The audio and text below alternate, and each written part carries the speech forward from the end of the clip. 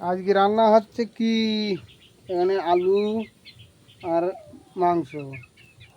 আরে বাবারে, এখানে দেখছি ডিম, শাল, দিল। কের মাংস? কের মাংস? এই কিসের মাংস? এই বল, কের মাংস বলো, কিসের মাংস? আমার ভাতারের মাংস। হেট, বাজে কথা। কিসের মাংস? বললাম তো আমার ভাতারের মাংস। এ মনে হয় তোমার গড়েল কেলের মাংস।